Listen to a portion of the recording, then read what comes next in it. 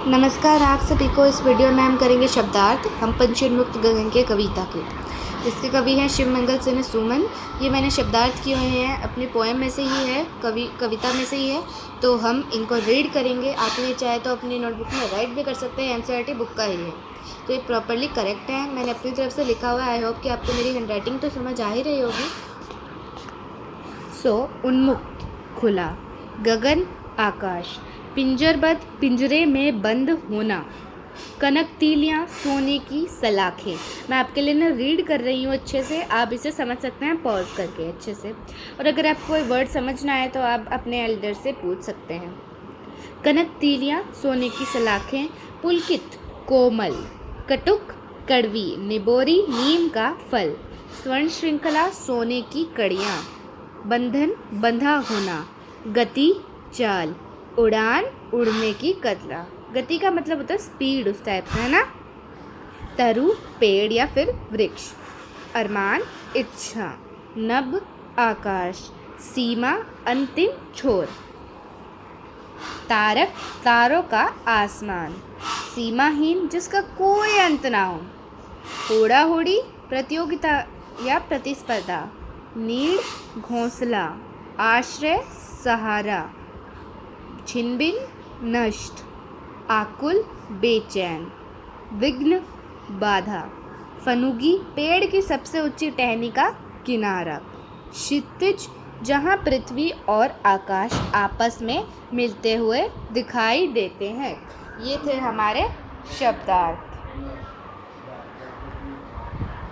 आप ये पॉज करके राइट भी कर सकते हैं। अब चलते हैं कठिन शब्द पे। ये रहे कठिन शब्द, आप इन्हें पॉज करके लिख सकते हैं। अब आते हैं प्रश्न उत्तर के ऊपर।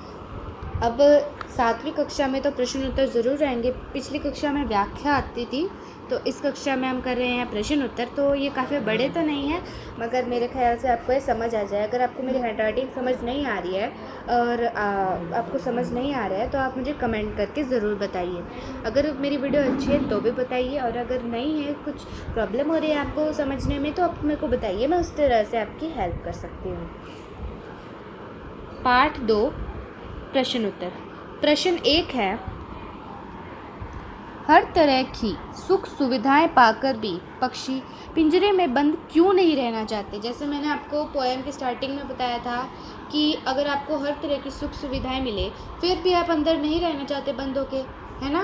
अब वो पूछ रहा है कि हर तरह की सुख सुविधा पाकर भी पक्षी पिंजरे में बंद क्यों नहीं रहना चाहते। इसका उत्तर है, पिंजरे का जीवन पराधीनता का जीवन है। पराधीनता, वहाँ उड़ने की आज़ादी नहीं है। घूमना फिरना, एक डाली से दूसरी डाली पर कूदना फुदकना तथा अपनी पसंद के अनुसार फलों के दाने चुगना पिंजरे में बंद रहकर संभव नहीं है। यही कारण है कि हर तरह की सुख सुविधाएं पाकर भी पक्षी पिंजरे में बंद नहीं रहना चाहते हैं। ये था हमारा उत्तर 1। आप इसे पॉज करके लिख सकते हैं। आते हैं प्रश्न 2 के ऊपर। पक्षी उन्मुक्त रहकर अपनी कौन सी इच्छाएं पूरा करना चाहते हैं। मतलब कि जो पक्षी है, अब पहले प्रश्न में पूछा गया था कि पक्षी पिंजरे में सारी सुख सुविधाएं पाकर भी पिंजरे के अंदर क्यों नहीं रहना चाहते। तो वो हमने पढ़ा है कि उन्हें फिर घूमना फिरना, कूदना, इधर एक डाली से दूसरी डाली तक जाना, खेलना, उड़ना। तो अब कह रहा है कि पक्षी उन्मुक्त रहकर कौन कौन से अपने अरमान यानी इच्छा पूरी करना चाहते हैं। पक्षी उन्मुक्त रहकर खुले आकाश में उड़ना चाहते हैं। मतलब कि जो पक्षी हैं उन्हें खुले आकाश में उड़ना चाहते हैं। वो उड़ते हुए वह क्षितिज की सीमा तक पहुंच जाना चाहते हैं। क्षितिज, आप इसे बैक करके क्षितिज के शब्दार्थ में है क्षितिज, आप इसे पढ़ सकते। क्षितिज की सीमा तक पहुंच जाना चाहते हैं। वे वृक्ष की डाली पर लगे कड़वे मीठे फल खाना चाहते हैं। पक्षी उन्मुक्त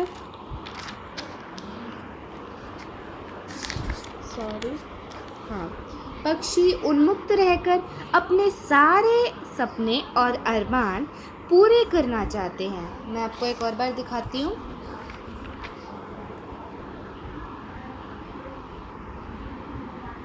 आप पॉज करके इसे लिख सकते हैं।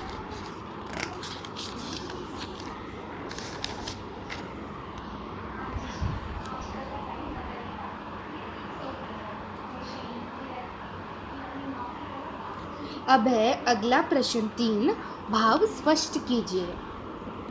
अब इसके अंदर हमें कुछ लाइन दी हुई है, हम इन्हें अच्छे से समझाएंगे। या तो क्षितिज मिल बन जाता, या तंती सांसों की डोरी। ये है एक लाइन, तो हम इसका उत्तर, इसको स्पष्ट करना है। क्या है? प्रस्तुत पंक्तियाँ श्री शिव मंगल सिन्हा सुमन द्वारा रचित कविता हम पंछी उन्मुक्त गगन के से ली गई है।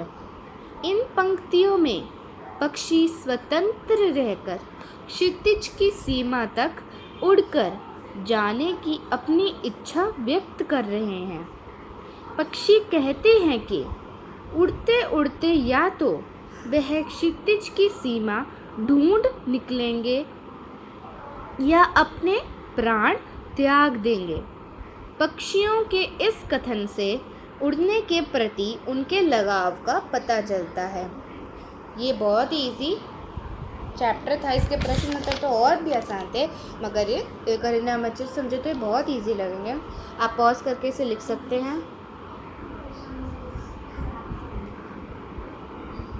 अब आते हैं वाक्य प्रयोग पर। वाक्य प्रयोग मैंने अपने बना रखे हैं, आप चाहे तो अपने बना सकते हैं। पहला है कटुक।